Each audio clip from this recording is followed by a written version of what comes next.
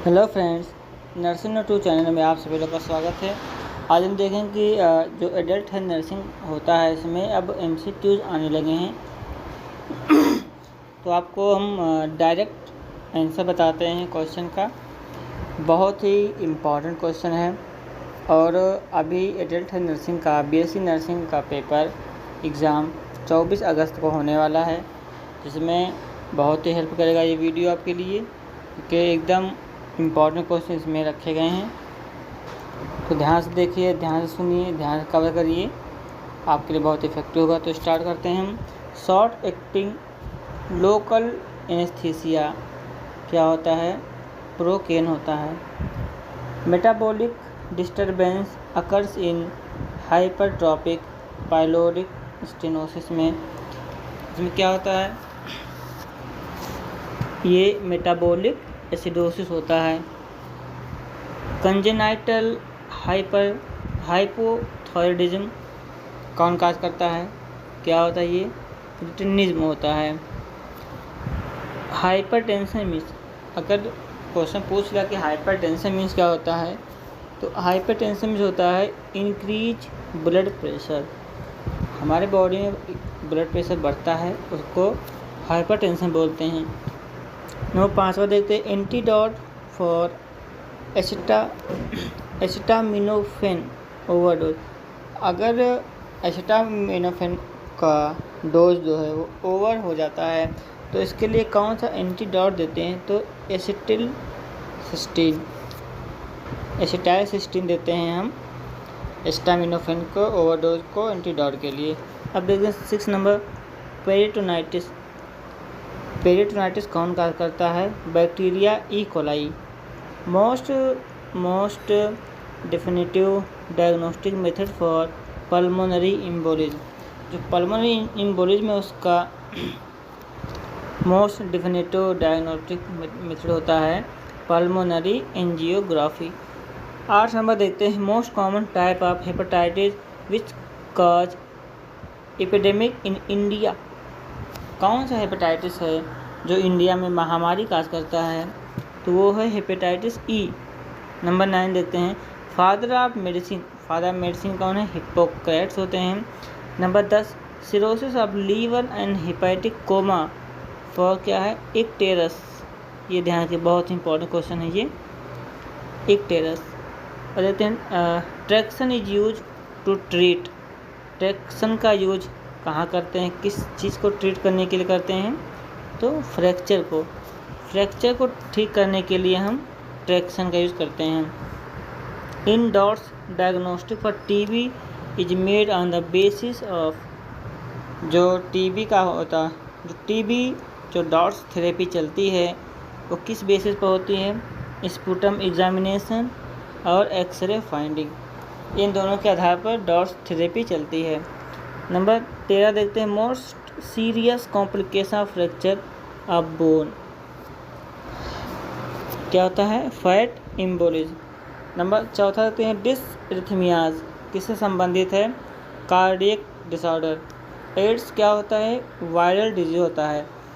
ये बहुत पूछेगा कि कौन सा वायरल डिजीज है, कौन सा बैक्टीरियल डिजीज है।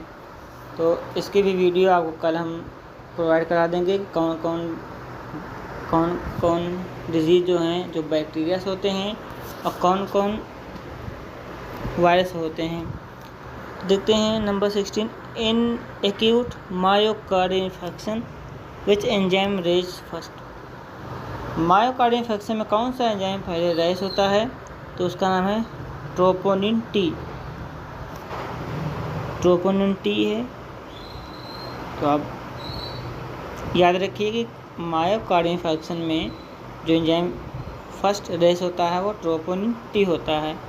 अब वो नेक्स्ट चलते हैं नंबर 17 पे। Anti hypertensive drug is contaminated in pregnancy. कौन सा एंटी हाइपरटेंसिव ड्रग है जो प्रेगनेंसी में नहीं देते? तो क्या होता है? ACE inhibitor. वो मेडिसिन है जो एस को इनहिबिट करता है। Number 18। During peritonitis number of WBC। जो पेरिटोनाइटिस होता है वो क्या होता है, इन्फ्लामेशन ऑफ पेरिटोनियम लेयर। तो जब इन्फ्लामेशन होता है तो उसे कहते हैं पेरिटोनाइटिस। और पेरिटोनाइटिस में WBC का नंबर बढ़ जाता है क्योंकि इन्फेक्शन हो जाता है। Number 19 disorder of heart muscle. Heart muscle में अगर डिसऑर्डर तो क्या करेंगे, उसको बोलेंगे कार्डियोमायोपैथी। नंबर 20 देखते हैं spinal anaesthesia is injected between.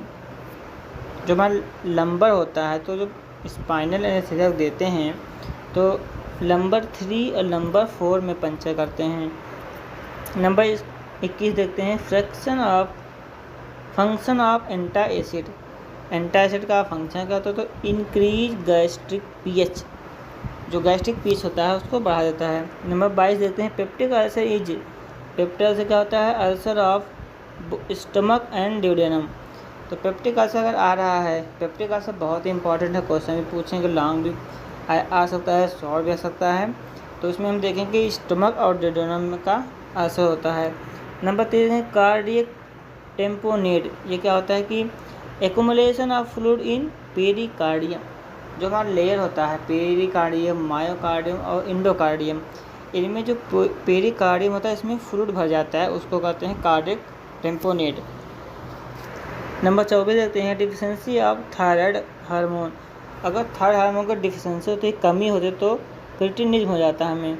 Number 25 देते हैं कैंडियासिस।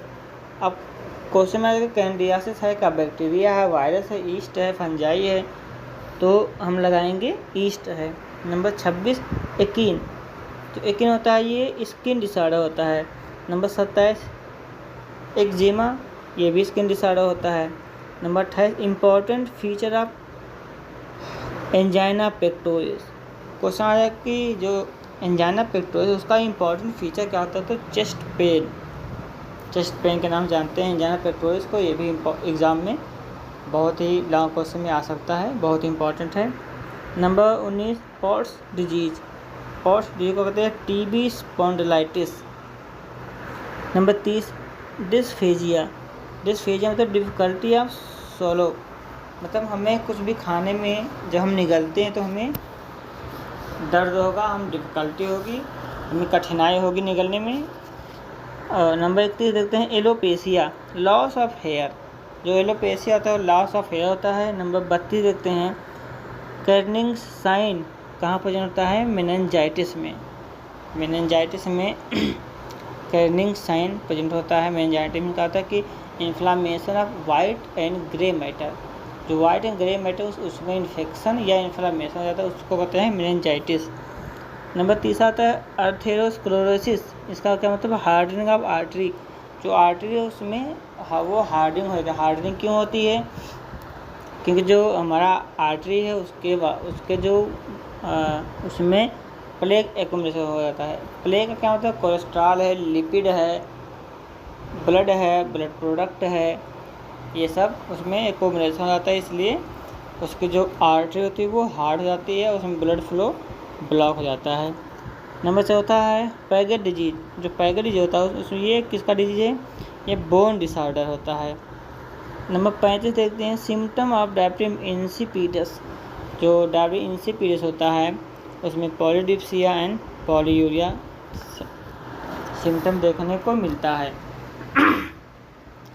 तो बहुत ही इंपॉर्टेंट क्वेश्चन है, आप लोग एक देखिए, अगर कुछ मिस हो रहा है तो आप दोबारा से वीडियो को दोबारा प्ले करके देख सकते हैं।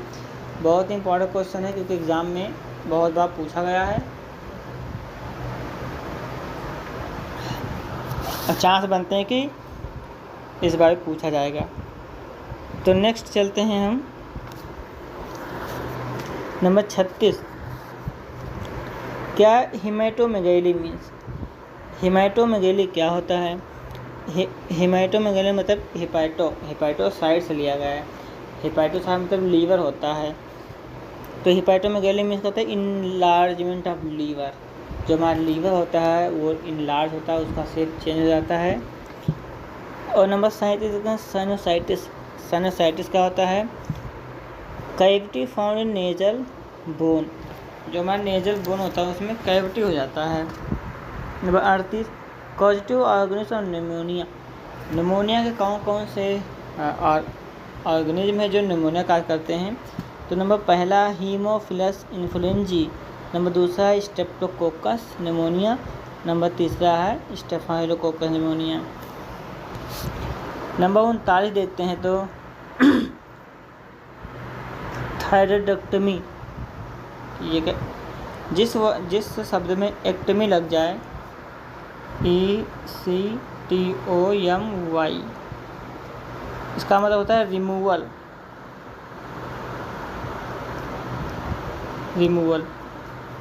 तो अब यहाँ क्या लिखा है? थायराइड से लिया गया है, तो इसका मतलब है रिमूवल ऑफ थायराइड ग्लैंड।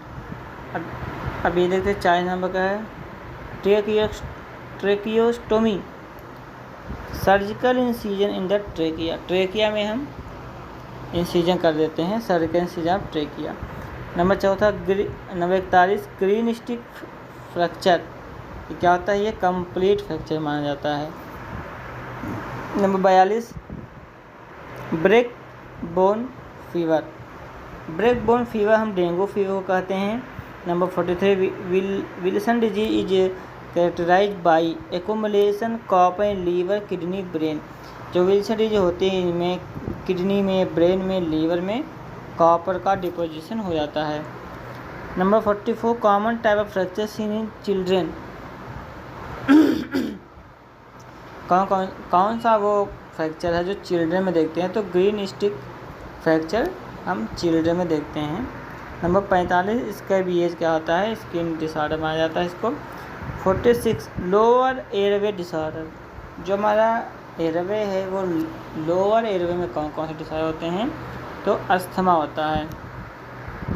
फिर 47 में देते हैं हेपेटाइटिस ए, ये क्या होता है? इन्फेक्शन हेपेटाइटिस, मतलब इन्फेक्शन लीवर का इन्फेक्शन ये है। नंबर 48 क्या है? Most common cause of angina pectoris. कौन सा मेन कॉज है जो एंजाइना पेक्टोरिस में काम करता है? तो ब्लॉकेज ऑफ कोरोनरी आर्टरी, जो कोरोनरी आर्टरी है उसको ब्लॉक कर देता है और जो हमारा ब्लड है वो सही से फ्लो नहीं हो पाता है, इसलिए हमें O2 की डिफिशिएंसी हो जाती है और हमारे चेस्ट में पेन होने लगता है। नंबर 49 रोमेटिक फीवर, ये क्या होता है? बी हीमोफिलस स्ट्रेप्टोकोकाई से होता है। Number 50 causes collapse of lungs का जो कोलैप्स होता है वो होते हैं एटेलेक्टेसिस। एटेलेक्टेसिस में जो हमारा लंग्स है वो कोलैप्स कर जाता है, इसको हम बोलते हैं एटेलेक्टेसिस। अब बात करते हैं हम नंबर 51 नंबर की, लास्ट हमारा है रेनॉल्ड डिजीज़। अब क्वेश्चन आ जाएगा कि रेनॉल्ड डिजीज़ किससे संबंधित है? तो आंसर मारेंगे cardiovascular disease, CVD, cardiovascular disease से संबंधित हमारा रेनॉल्ड डिजीज़। आज के लेक्चर में इतना ही। आई होप आपको ये वीडियो अच्छी लगी होगी। काफ़ी इंपॉर्टेंट क्वेश्चन हमने बताया आपको। वीडियो अच्छी लगी वीडियो को लाइक कीजिए, शेयर कीजिए, चैनल को सब्सक्राइब करिए। Thank you for watching my video and next video मिलते हैं हम पॉजिटिव एजेंट के साथ में। Good bye. हेलो दोस्तों, नर्सिंग नोट 2 चैनल में आप सभी लोग का हार्दिक स्वागत है। आज हम बात करेंगे पैथोफिजियोलॉजी के बारे में। तो कुछ डिजीज़ कंडीशन है जिनके हम पैथोफिजियोलॉजी के बारे में बात करेंगे, जो कि एमएसएन में बहुत ही इम्पॉर्टेंट है और एग्ज़ाम में भी बहुत ही पूछे जाते हैं। तो स्टार्ट करते हैं। सबसे पहले पैथोफिजियोलॉजी ऑफ निमोनिया। हम देखते हैं निमोनिया का पैथोफिजियोलॉजी क्या होता है। तो ड्यू टू इटियोलॉजिकल फैक्टर, क्या कारण हो सकते हैं? बैक्टीरिया हो सकता है, वायरस हो सकता है। अब ये हमारे बॉडी में इंटर किए तो क्या हुआ? सबसे पहले इन्फ्लामेशन ऑफ एल्वियोलाई। हमारा जो इन्फ्लामेशन है, हमारा जो एल्वियोलाई है उसमें इन्फ्लामेशन आएगा। जब इन्फ्लामेशन होगा तो हमारा मास्ट सेल जो होता है वो एक्टिवेट होगा और वो रिलीज़ करता है हिस्टामिन, प्रोस्टाग्लैंडिन एंड साइटोकाइनिन। इतना रिलीज करता है। इसके बाद क्या होता है, साइटोकाइनिन क्या काम करता है कि fluid shift to extracellular space. अब जो फ्लूइड होता है उसको एक्स्ट्रा सेलुलर स्पेस में शिफ्ट करता है। जब फ्लूइड शिफ्ट होता है तो एल्वियोलाई में एल्वियोलाई जो होता है वो फ्लूइड से भर जाता है, फ्लूइड फिल हो जाता है। उसके बाद में कंसोलिडेशन होता है, फिर decrease oxygen saturation in body and last में हाइपोक्सिया। तो ये हमारा हो गया निमोनिया का पैथोफिजियोलॉजी। अब देखते हैं due to etiology factor bacteria virus inflammation in alveoli, mast cell activate and release histamine, prostaglandin, cytokinin. उसके बाद fluid shift to extracellular space, alveoli filled with fluid, consolidation, decrease O2 saturation and hypoxia. ये हमारा pneumonia हो गया। अब चलते हैं हम नेक्स्ट पैथोफिजियोलॉजी की तरफ और अब देखते हैं हम पैथोफिजियोलॉजी ऑफ प्लूरल इफ्यूजन।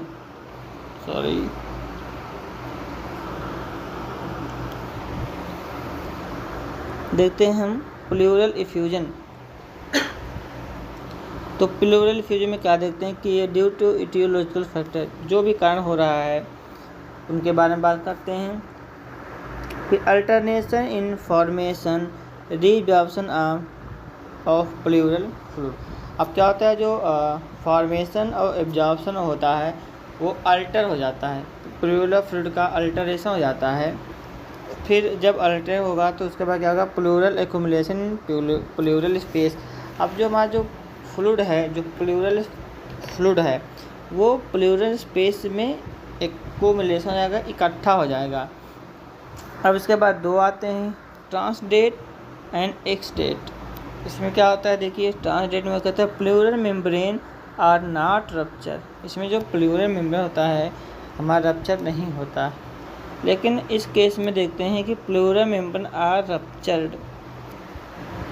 जो प्लूरल मेम्ब्रेन होता है वो रप्चर जाता है, वो टूट जाता है, इसलिए हमारे साइन सिम्टम नजर आते हैं। ये हो गया हमारा पैथोफिजियोलॉजी ऑफ प्लूरल इफ्यूजन। अब चलते हैं हम next pathophysiology of lungs abscess. बात करते हैं लंग्स एब्सेसिस के बारे में।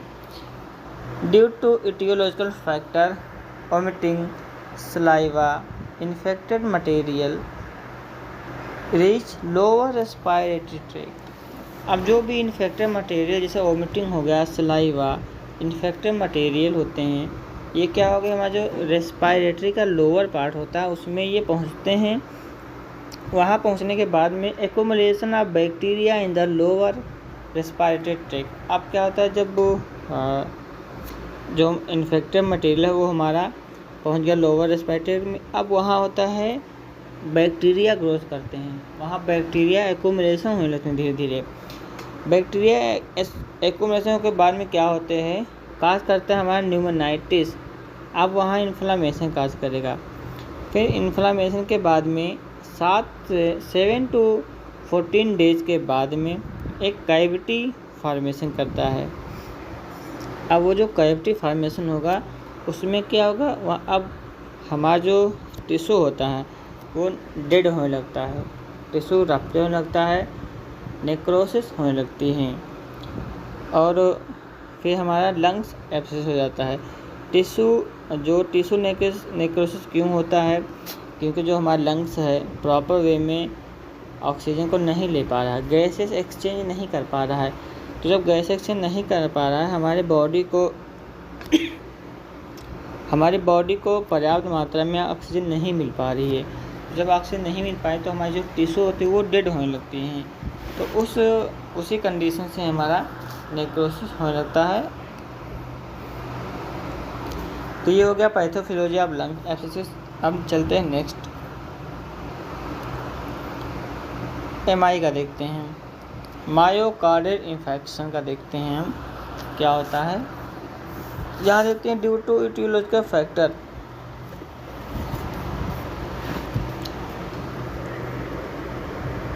जैसे कोई ऑब्स्ट्रक्शन हो गया, उसको इंजरी हो गई। अब हम देखते हैं क्या हुआ ड्यू टू ईटियोलॉजिकल फैक्टर्स के बाद heart does not receive blood and O2।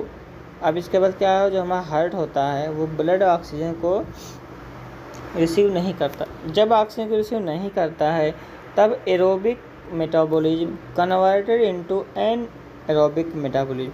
जब ऑक्सीजन नहीं मिलेगी सेल को तब ये कन्वर्ट हो जाता है एनएरोबिक मेटाबॉलिज्म में, और एनएरोबिक मेटाबॉलिज्म में कन्वर्ट होने के बाद में ये बनाता है less ATP and more lactic acid produce. ATP की मात्रा कम बनती है और लैक्टिक एसिड की मात्रा बहुत ज़्यादा बनती है। अब क्या हो गया, myocardial cell become less function. अब जब हमारा एटीपी बन नहीं रहा है, एटीपी एनर्जी दे नहीं रही है, इसलिए मायोकार्डियल जो सेल होता है ये लेस फंक्शन हो जाता है क्योंकि एनर्जी इसके पास नहीं है, और ये डिपेंड करता है हमारे पीएच पे। अब इसके बाद क्या होगा, acidosis. Myocardial cell are more sensitive to effect of lysosomal enzyme. जो मायोकार्डियल सेल होता है ये मोर सेंसिटिव होता है लाइसोसोमल एंजाइम के लिए। अब इसके बाद क्या होगा, अब इसके बाद हमारा डिसऑर्डर डेवलप होगा, जैसे डिसइथमियाज है, reduce conductivity, heart rate decrease the heart ability to pump. जो हमारा हार्ट है वो उसकी एबिलिटी कम हो जाएगी पंपिंग में। उसके बाद हम देखते हैं मायोकार्डियल सेल नेक्रोस। अब जो मायोकार्डियल सेल है वो नेक्रोस होने लगेगा। क्यों नेक्रोस होगा, क्योंकि हमारे बॉडी में पर्याप्त मात्रा में O2 नहीं मिल रहा है, वहाँ ATP नहीं बन रही है, और मोर अमाउंट में लैक्टिक एसिड प्रोड्यूस हो रहा है क्योंकि एनारोबिक कंडीशन हो रही है। ऑक्सीजन मिल नहीं पा रहा है, एनारोबिक कंडीशन चल रही है, ATP नहीं बन पा रही है, मायोकार्डियल सेल होता है वो फंक्शन नहीं कर पाता है, तो एसिडोसिस होता है। अब उसके बाद क्या होता है, धीरे धीरे जब ऑक्सीजन नहीं मिलेगा तो हमारी जो टिश्यू सेल होता है वो डैमेज होने लगा। अब उसको कहते हैं नेक्रोसिस। फिर देखते हैं necrose cell means death of tissue या सेल। जब नेक्रोसिस होगा तो हमारा सेल और टिश्यू जो होते हैं वो डैमेज होने लगते हैं। ये हो गया हमारा पैथोफिजियोलॉजी ऑफ MI। तो आप इसको बार बार देखेंगे, बार बार रिपीट करेंगे, बहुत ही ईजी है, ईजी वे में याद हो जाएगा। चलते हैं next, COPD। This is a very important pathophysiology of COPD, बहुत ही इंपॉर्टेंट होता है। अब इनका देखते हैं हम, ड्यू टू ईटियोलॉजी फैक्टर क्या कारण हो सकते हैं COPD फैलने के। तो स्मोकिंग है, अल्कोहल, डस्ट पार्टिकल। इसके बाद क्या होता है, abnormal inflammation response to inhaling noxious agent. जब हम नॉक्सियस एजेंट को, जब हम किसी ऐसे एजेंट को इनहेल कर लेते हैं जो हमें इरिटेट होता है, जैसे स्मोकिंग, अल्कोहल, डस्ट पार्टिकल, तो हमारा जो इन्फ्लामेशन होता है वो एबनॉर्मली हो जाता है। अब उसके बाद क्या होता है, हम 3 पार्ट में डिवाइड करते हैं, emphysema, chronic bronchitis and defence mechanism. देखते हैं कि एम्फाइसेमा है, क्रोनिक ब्रोंकाइटिस और डिफेंस मैकेनिज्म। एम्फाइसेमा में टिश्यू डिस्ट्रक्शन होने लगते हैं। क्रोनिक ब्रोंकाइटिस में हाइपर सिक्रेशन ऑफ म्यूकस होने लगता है, और डिफेंस मैकेनिज्म भी डिस्ट्रक्शन कर जाती हैं। अब जब ये तीनों सेल अपना काम कर रही हैं, किसी में डिस्ट्रक्शन हो रहा है, किसी में म्यूकस बन रहा है, किसी, और इसके बाद में क्या होगा, हमारा जो एयरवे होता है, एयरवे में इन्फ्लामेशन हो जाएगा एंड फाइब्रोसिस होने लगती है। अब उसके बाद में क्या होगा, हमारा जब इन्फ्लामेशन होगा और फाइब्रोसिस होगी तो हमारा जो एयरवे है वो उसका रेजिस्टेंस बढ़ जाएगा, हमें पर्याप्त मात्रा में ऑक्सीजन नहीं मिल पाएगी क्योंकि रेजिस्टेंस बढ़ रहा है, रुकावट बढ़ रही है, एयर ऑब्स्ट्रक्शन, एयर नहीं आ रही, एयर ट्रैपिंग हो रही है। अब इन कारणों से हमें COPD हो जाएगा। क्रोनिक ऑब्स्ट्रक्शन पल्मोनरी डिजीज़, तो ये काफ़ी छोटा टॉपिक है, अच्छा है, इम्पॉर्टेंट है, पेपर के एग्ज़ाम के लिए बहुत ज़रूरी है। आज के लिए इतना ही। पैथोफिजियोलॉजी एक में हम दे दिए हैं, और भी हम देंगे। तब तक के लिए धन्यवाद। Have a nice day to you. Hello friend, nursing note 2 channel में आप सभी लोग का स्वागत है। आज हम बात करेंगे माइक्रोबायोलॉजी के चैप्टर के बारे में। तो हम ग्राम स्टेनिंग के प्रोसीजर के बारे में देखते हैं। ग्राम स्टेनिंग कैसे की जाती है, कैसे प्रोसीजर होता है, काफ़ी इजीली प्रोसीजर है इसका, बस थोड़ा सा ध्यान से हमें देखना है और समझना है, वो हो जाएगा। देखते हैं सबसे पहले हम क्या करते हैं। Place the slide on staining glass rod. सबसे पहले जो स्लाइड होता है उसको हम ग्लास रॉड पे प्लेस करेंगे। उसके बाद करेंगे cover the smear with crystal violet stain. ये इम्पॉर्टेंट है। तो सबसे पहले क्या करेंगे, हम स्लाइड पे रख दिया, अब उस स्लाइड को हम कवर करेंगे क्रिस्टल वायलेट स्टेन से। कवर करने के बाद में हम 1 मिनट तक वेट करेंगे। 1 मिनट वेट करने के बाद में हम उसको वाटर से, रनिंग वाटर से वॉश करेंगे, धुल लेंगे उसको। उसके बाद क्या करेंगे, सेकेंड नंबर पर क्या करेंगे, cover the smear with gram iodine solution. ये सब इम्पॉर्टेंट है, ये याद करना हमें। पहले क्या किया, क्रिस्टल वायलेट स्टेन से किया कवर, अब दोबारा क्या किया, ग्राम आयोडीन सोल्यूशन से किया। अब ग्राम आयोडीन जब करेंगे तो 30 सेकंड का हम वेट करेंगे। 30 सेकंड का वेट करने के बाद में हम फिर रनिंग वाटर से वॉश करेंगे। उसके बाद क्या करेंगे, हम put the decolourise on the smear. अब जो डीकलराइज होता है उसको हम स्मीयर पे पुट करेंगे। पुट करने के बाद में हम 5 से 8 सेकंड का वेट करेंगे। वेट करने के बाद में हम रनिंग वाटर से धुलेंगे। अब धुलने के बाद में कवर करेंगे हम सेफ्रानिन से कवर करेंगे। कवर करने के बाद में हम 30 सेकंड का वेट करेंगे।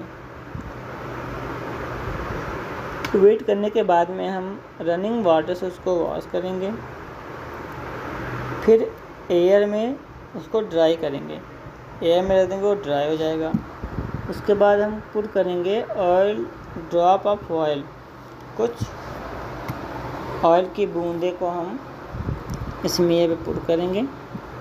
के बाद observe the slide under oil immersion feed 100 time of microscope. उसके बाद हम माइक्रोस्कोप से स्टेनिंग को देख सकते हैं। यही हमारा प्रोसीजर हुआ। प्रोसीजर में क्या क्या बहुत ही इम्पोर्टेंट ध्यान देना है। सबसे पहले देना है क्रिस्टल वायलेट स्टेन, उसके बाद ग्राम आयोडीन सोल्यूशन, फिर डीकलराइज्ड, फिर सेफ्रानिन, उसके बाद ऑयल ऑफ ड्रॉप। फिर ये भी देखना है कि किस स्टेन के बाद में कितना टाइम हमें लग रहा है वेट करने में। तो क्रिस्टल वायलेट स्टेन के साथ में हमें 1 मिनट लग रहा है। ग्राम आयोडीन सोल्यूशन के में हमें 30 सेकंड का लग रहा है। डीकलराइज करेंगे तो 5 से 8 सेकंड का लग रहा है। सेफ्रॉन से करेंगे तो 30 सेकंड का वेट करेंगे। ग्राम स्टेनिंग में ये प्रोसीजर बहुत इम्पॉर्टेंट है और माइक्रोबायोलॉजी में ये हमेशा पूछाता है स्टेनिंग के बारे में। वीडियो अच्छी लगी तो वीडियो को लाइक कीजिए, शेयर कीजिए, चैनल को सब्सक्राइब कीजिए। थैंक यू, धन्यवाद। Hello friends, nursing YouTube channel में आप सभी लोग का स्वागत है। आज हम पढ़ेंगे पल्मोनरी एडिमा के बारे में। पल्मोनरी एडिमा क्या होता है, causes, sign, symptom, diagnostic test and management. कैसे देखते हैं हम, तो सबसे पहले स्टार्ट करते हैं हम definition. Accumulation of fluid in the lungs leading to breathing difficulty and reduce oxygen exchange.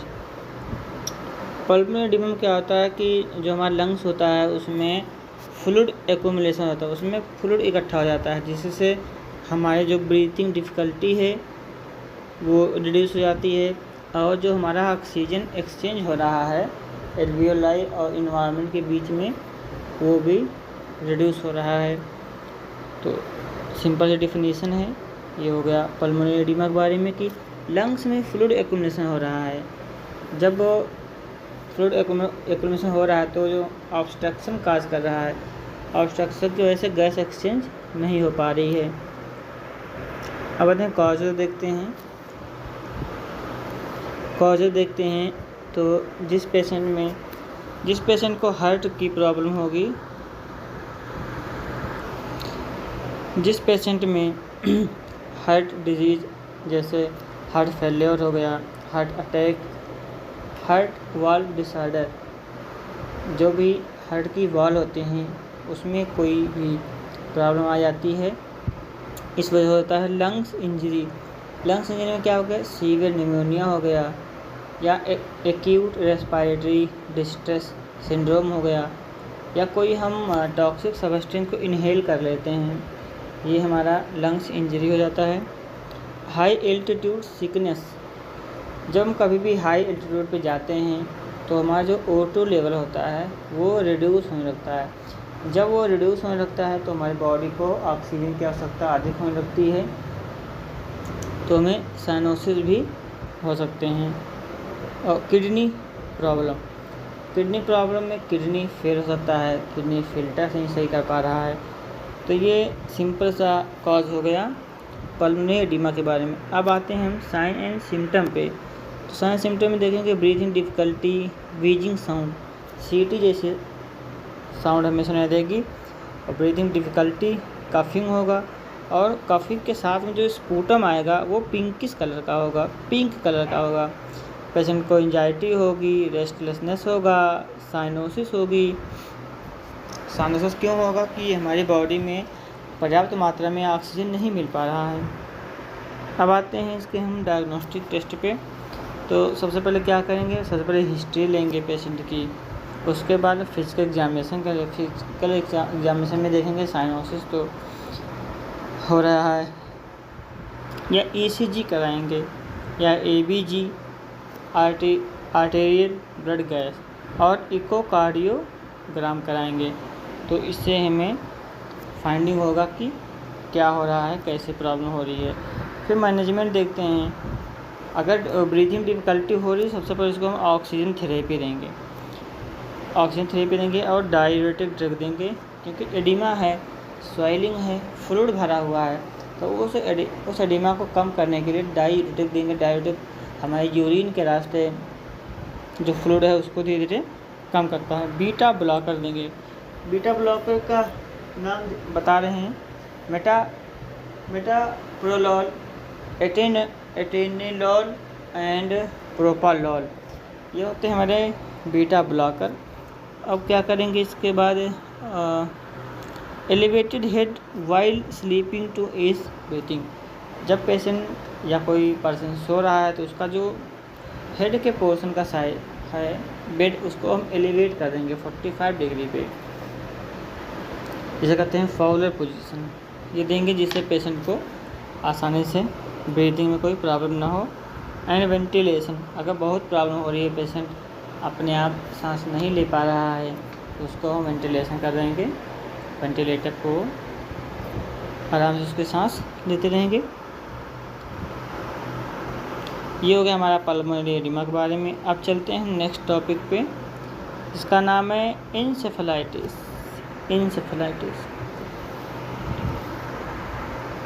Definition की बात करते हैं। इन्फेक्शन या inflammation of white and grey matter of brain mainly affected cerebrum, brainstem and cerebellum. क्या होता है कि जो हमारा ब्रेन होता है इसमें एक वाइट मैटर होता है, एक ग्रे मैटर होता है। जब वाइट एंड ग्रे मैटर में इन्फेक्शन या इनमें इन्फ्लामेशन हो जाता है तो उसको हम इंसेफेलाइटिस कहते हैं। और स्पेशली ये कहाँ होता है, सेरेब्रम में होता है, ब्रेन स्टेम में होता है और सेरेबेलम में होता है। तो इनमें इन्फ्लामेशन होता है, इसलिए इंसेफेलाइटिस कहते हैं। अब कॉजेज़ क्या है, किस कारण से हमें इंसेफेलाइटिस हो रहा है, तो बैक्टीरिया काज कर सकता है, इन्फेक्शन का सकता है, फंजाई वायरस के द्वारा हो सकता है, पैरासाइट मॉस्किटो के द्वारा हो सकता है इंसेफेलाइटिस। अब देखते हैं साइन सिम्टम की बात करते हैं तो headache, sudden onset of fever, तुरंत अचानक बुखार हमें हो जाएगा, हमारा जो हेडेक सर है वो दर्द करने लगेगा, नाउजिया वोमिटिंग महसूस होगी। Increase intracranial pressure, ICP increase कर जाएगा। चेंज मेंटल स्टेटस हमारा चेंज हो सकता है क्योंकि ब्रेन में इन्फ्लामेशन हो रहा है, इन्फेक्शन हो रहा है, इसलिए हमारा ब्रेन जो स्टेटस है वो भी चेंज हो सकता है। अब डायग्नोस्टिक में क्या देखेंगे हम, पहले तो हिस्ट्री कलेक्शन करेंगे, कभी ऐसा और तो नहीं हुआ था दोबारा। फिजिकल एग्जामिनेशन करेंगे, लंबर पंचर करेंगे, लंबर पंचर में हम फ्लूइड निकालेंगे, फ्लूइड को चेक करेंगे कि उनमें इन्फेक्शन बैक्टीरिया द्वारा तो नहीं हुआ, या वायरस या फंजाई या मॉस्क्यूटो या पैरासाइट।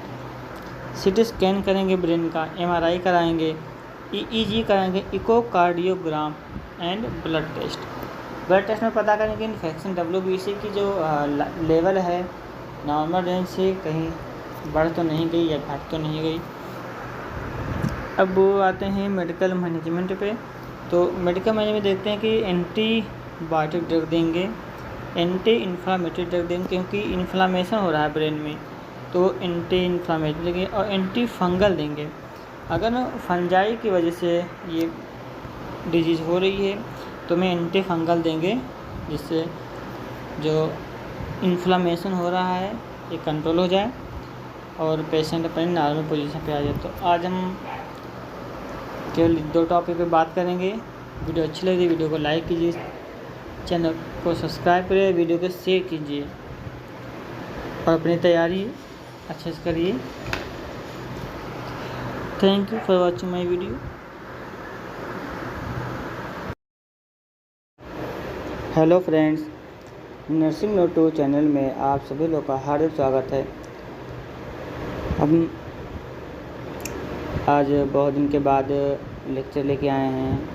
एकदम टाइम नहीं मिला था लेक्चर बनाने के लिए क्योंकि कॉलेज में इतने बिजी थे, इतने असाइनमेंट बनाने थे, तो इसलिए आप लोग को लेक्चर नहीं प्रोवाइड कर सके। लेकिन अब आपको पर डे एक ना एक लेक्चर ज़रूर मिलेगा। वो लॉन्ग वीडियो भी हो सकता है, शॉर्ट वीडियो भी हो सकता है, तो बस आप वेट कीजिए, आपको पर डे नर्सिंग से रिलेटेड क्वेश्चन मिलते रहेंगे। अगर आप इस चैनल पर नए हैं तो चैनल को लाइक कीजिए, शेयर कीजिए और सब्सक्राइब करना ना भूलें। तो बात करते हैं आज हम ग्लाइसेमिया के बारे में। सबसे पहले देखते हैं कि ग्लाइसेमिया क्या होता है। तो ये होता है कि एक होता है हाइपोग्लाइसेमिया, एक होता है हाइपरग्लाइसेमिया। इसका क्या मतलब है? हाइपोग्लाइसेमिया मतलब जब हमारा ब्लड शुगर लेवल कम हो जाता है तब उसको कहते हैं हम हाइपोग्लाइसेमिया, यानी कि नॉर्मल रेंज जो उसकी होती है 70 से 100 mg/dl होता है, mg/dl। अगर इससे कम होता है तो हाइपोग्लाइसेमिया इंक्लूड करेंगे। अगर इस वैल्यू से अधिक जा रहा है तो हम हाइपरग्लाइसेमिया में इंक्लूड करेंगे। तो क्या क्या सिम्टम आते हैं हमारे, आज ये देखते हैं। हाइपोग्लाइसेमिया, अगर हमारी बॉडी में ब्लड में शुगर की मात्रा कम हो जाती है तो क्या लक्षण आते हैं, और अगर ब्लड में शुगर की मात्रा बढ़ जाती है तो क्या लक्षण आते हैं। पहले देखते हैं हम हाइपोग्लाइसेमिया के बारे में। जब हमें हाइपोग्लाइसेमिया हो तो हमें स्वेटिंग, हमें पसीना बहुत ज़्यादा आएगा। पैलर, हमारी जो बॉडी है वो पीली पीली होने लगेगी। इरिटेबिलिटी, चिड़चिड़ापन होने लगा एक दूसरे से। हंगर, और भूख बहुत लगेगी जब हमारे बॉडी में ब्लड शुगर कम होगा। लैक ऑफ कोऑर्डिनेशन, किसी से भी हम बात करने में अपना कोऑर्डिनेशन मेंटेन नहीं कर पाएंगे, तो ये भी लक्षण होते हैं हाइपोग्लाइसेमिया के। स्लीपीनेस, इसमें नींद भी नहीं आएगी। तो ये सिम्टम हो गए हमारे हाइपोग्लाइसेमिया के बारे में। अब हम पढ़ते हैं हाइपरग्लाइसेमिया। हाइपरग्लाइसेमिया में सिम्टम देखेंगे। ड्राई माउथ, हमारा जो माउथ है वो सूखने लगा, बार बार सूख जाएगा, सलाइवा बन रहा है फिर भी हमारा माउथ ड्राई हो रहा है। इंक्रीज थर्स्ट, जब हमारा माउथ ड्राई होगा तो हमें प्यास बहुत लगेगी। जब प्यास लगेगी तो हमें जो माउथ को हम मॉइस्चरिंग कर सकते हैं। वीकनेस, बहुत ही थकावट महसूस होगी। और हेडेक, सर भारी भारी रहेगा, सर में दर्द रहेगा। और ब्लर विज़न, आँखों की जो प्रॉब्लम है वो स्टार्ट हो जाती है, ब्लर विज़न होने लगते हैं। धुंधलापन, कोई भी चीज़ देखने पे हमें धुंधलापन धीरे धीरे होने लगते हैं, ये भी हाइपरग्लाइसीमिया के लक्षण है। और फ्रिक्वेंट यूरिनेशन, में बार बार यूरिन के लिए जाना पड़ता है, बार बार पेशाब लगेगा। तो ये सिम्टम अगर आपको आ रहे हैं तो आपको हाइपरग्लाइसीमिया है, आपको जांच करना चाहिए। और अगर ये सिम्टम आ रहे हैं आपको तो आपको हाइपोग्लाइसीमिया है। तो आपको ध्यान रखना कि हमें कौन सा सिम्टम आ रहा है, उसी के अकॉर्डिंग हमें जांच करवानी है और उसी के अकॉर्डिंग हमें मेडिकेशन लेना है। वीडियो अच्छी लगी तो वीडियो को लाइक कीजिए, शेयर कीजिए, चैनल को सब्सक्राइब करना ना भूलें। और पर डे आपको एक वीडियो हम प्रोवाइड करते रहेंगे, क्योंकि हम बहुत बिजी थे, इस समय थोड़ा फ्री हुए हैं। Thank you for watching my video. सभी जितने भी कार्डियोवैस्कुलर डिजीज़ होते हैं उनमें रिस्क फैक्टर क्या होते हैं, कॉजेज़ क्या होते हैं, medical management and non medical management. क्योंकि देखें कि जितने भी कार्डियोवैस्कुलर डिजीज़ वाले प्रॉब्लम होते हैं उनमें सभी में ये ऐसे ही कंडीशन पाई जाती है। जैसे CAD हो गया, coronary artery disease, MI, myocardial infection, angina pectoris. ऐसे भी और जो है जैसे हाइपरटेंशन है, हाइपरटेंशन में भी ये सब कंडीशन देखने को मिलती है। तो एक ही वीडियो में सभी कोई भी अगर कंडीशन आ रही है तो हमें ये कंडीशन को मेंशन कर सकते हैं। तो स्टार्ट करते हैं अपना टॉपिक की रिस्क फैक्टर। रिस्क फैक्टर क्या क्या हो सकते हैं? High sodium diet. अगर कोई भी पर्सन, कोई भी पेशेंट अगर हाई सोडियम डाइट यूज़ कर रहा है, जैसे नमक, अगर नमक बहुत यूज़ कर रहा है तो उनमें CAD, MI, angina pectoris and hypertension जैसी बीमारी हो सकती है। तो सभी में ये लागू हो रहा है जितने भी लिखा हुआ है। लो फाइबर डाइट, स्मोकिंग भी बहुत अहम रोल पैदा करता है रिस्क फैक्टर के लिए, कार्डियोवैस्कुलर डिजीज़ के लिए। And hypertension, alcohol, stress, sedentary life style. ऐसे बहुत पर्सन खा पी के कल बैठ जाते हैं, कोई काम नहीं करते हैं, दिन भर बैठे रहते हैं, उनमें ये जो कंडीशन है ये जल्दी डेवलप हो जाती है। तो खाना खा के हमें बैठना नहीं है, हमें काम करना है, हमें फिजिकल एक्सरसाइज करना है, जिससे हमारी बॉडी में ऐसी प्रॉब्लम ना हो। ओबेसिटी काज कर सकता है। टोबैको च्यूइंग, टोबैको भी चबाना एक प्रकार का कार्डियोवैस्कुलर हार्ट की प्रॉब्लम को उत्पन्न कर सकता है, इसलिए ऐसे पदार्थ से दूर रहें जो हार्ट को हमारे नुकसान पहुंचाता है, हार्ट की प्रॉब्लम को बढ़ाता है। सीवियर हाइपोक्सिया, जैसे सीवियर हाइपोक्सिया हुआ उनमें भी ये कंडीशन लागू हो सकती है। तो आप ये सभी डिजीज़ के लिए आप ये रिस्क फैक्टर याद कर सकते हैं, बहुत ही इजी है और अच्छे से याद हो जाएगा। अब चलते हैं हम नेक्स्ट में, देखते हैं कॉजेज़। अब कॉजेज़ क्या क्या हो सकते हैं?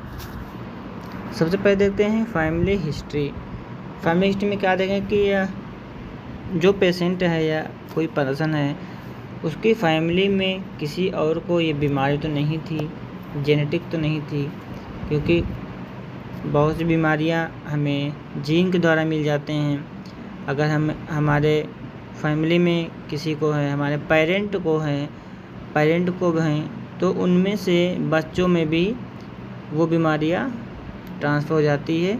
इसलिए फैमिली हिस्ट्री का भी ध्यान देना है, फैमिली हिस्ट्री से भी ये कारण हो सकते हैं। जेंडर में देखते हैं, जेंडर में कैसे होगा? जेंडर मेल या फीमेल, जो फीमेल है उनमें CAD के चांस अधिक होते हैं।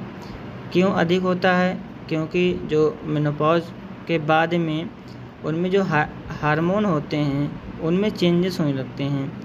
तो उन कारण से भी MI, CAD, angina pectoris, hypertension जैसी बीमारियां उत्पन्न होती हैं। स्मोकिंग अभी बताया, अल्कोहल अभी बताया। तो स्मोकिंग अल्कोहल से हमें दूर रहना है। और डायबिटिक मेलाइटस क्या होता है? जब हमारे ब्लड में ग्लूकोज की मात्रा यानी शुगर की मात्रा बढ़ने लगती है, उसको हम डीएम कहते हैं। इम्बोलिज्म, कोई भी हमारी आर्टरी है उसमें कोई ब्लॉक हो रहा है, उसे हम कहेंगे अथेरोस्क्लेरोसिस। इसका क्या मतलब? जो हमारी आर्टरी होती है वो हार्डनिंग हो जाती है। जैसे ये अगर हमारी आर्टरी है तो इनमें क्या होता है? फैट डिपोजिशन होने लगता है। इसमें fat, cholesterol, lipid, blood and blood component इसमें एक्युमुलेशन आते हैं। और ये देखिए एकदम नैरो सी हो गई है आर्टरी। अब क्या होगा? ये अगर नैरो हो गई है तो ब्लड सप्लाई सही जाएगा नहीं, तो हमारी जो हार्ट मसल है वो डैमेज होने लगेगी। स्पास, थ्रोम्बोसिस एंड हार्ट सर्जरी, ऐसे में जिस पेशेंट को ये सब प्रॉब्लम है उनमें CAD, angina pectoris, hypertension, myocardial infarction जैसी बीमारियां हो सकती हैं। अब चलते हैं नेक्स्ट, हम बात करते हैं मेडिकल मैनेजमेंट के बारे में। मेडिकल मैनेजमेंट में देखते हैं हम नाइट्रोग्लिसरीन देते हैं। नाइट्रोग्लिसरीन को शॉर्ट फॉर्म में NTG भी बोलते हैं। नाइट्रोग्लिसरीन एक वैसोडाइलेटर का काम करता है जो चेस्ट पेन को रिड्यूस करता है। वैसोडाइलेटर क्या मतलब? जो हमारे वेसल होती हैं, जैसे ये नैरो हो गई, इनमें ये देखिए ये नैरो हो गई, इनमें fat, cholesterol, blood component, carbohydrate के कंपोनेंट एक्युमुलेशन रहते हैं। तो जब हम वैसोडाइलेटर देंगे तो ये जो हमारा आर्टरी ये डायलेट होकर ये इसका जो लूमेन है वो चौड़ा हो जाएगा, जिससे आसानी से ब्लड फ्लो होता जाएगा। इसमें जब आसानी से ब्लड फ्लो होगा तो हमारा जो ब्लड है वो हार्ट के पास पर्याप्त मात्रा में पहुंचेगा और वहाँ ऑक्सीजन अच्छे से मिलेगी और हमारा जो चेस्ट पेन है वो रिड्यूस हो जाएगा। अब देखते हैं हम बीटा ब्लॉकर क्या काम करते हैं? Reduce blood pressure. ये जो ब्लड प्रेशर हमारा बढ़ रहा है तो बीटा ब्लॉकर, जो बीटा चैनल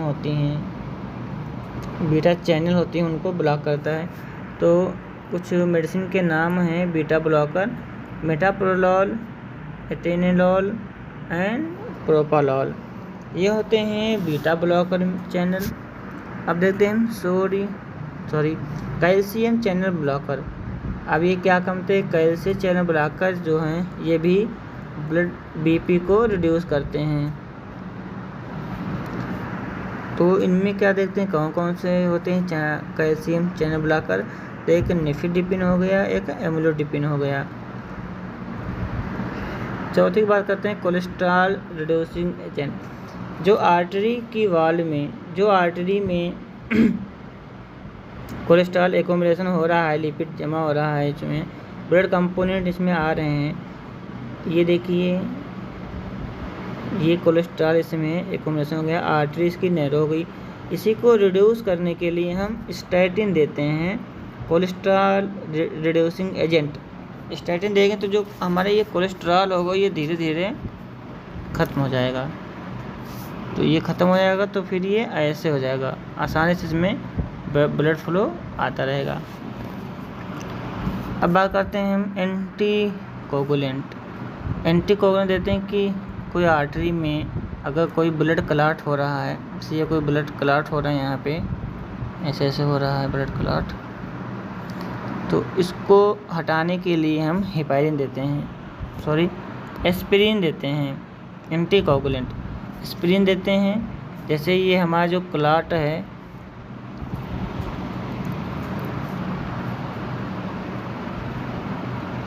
ये जो हमारा क्लॉट है ये हट जाता है,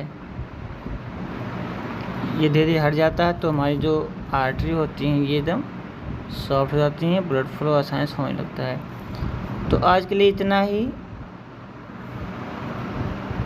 आई होप आपको ये वीडियो अच्छी लगी होगी, क्योंकि एक ही वीडियो में सारे risk factor, causes, medical management, non medical management हमने दिया। अभी तो अब बात करते हैं हम नॉन मेडिकल मैनेजमेंट के बारे में, क्या क्या हो सकते हैं नॉन मैनेजमेंट मेडिकल मैनेजमेंट। तो स्टॉप स्मोकिंग, स्मोकिंग को स्टॉप कर देना है, हेल्दी डाइट लेनी है, अधिक फैटी फूड नहीं खाना है, चाउमीन, बर्गर, पिज्ज़ा ये सब नहीं खाने हैं, फास्ट फूड नहीं लेना हमें, ज़्यादा तली भुनी चीज़ नहीं खानी है, लो कोलेस्ट्रॉल फूड, सिंपल खाना खाना है हमें। और ऑटो एडमिनिस्ट्रेशन देखें क्योंकि हाइपोक्सिया जैसी बीमारी वहाँ पे हो रही है, ब्लड सही नहीं जा रहा है तो वहाँ पे ऑक्सीजन की कमी हो रही है। फिजिकल एक्सरसाइज भी उनको बोलेंगे करने के लिए, एंड टोबैको च्यूइंग स्टॉप करने के, और टोबैको जो है उसको भी हम स्टॉप कर देंगे।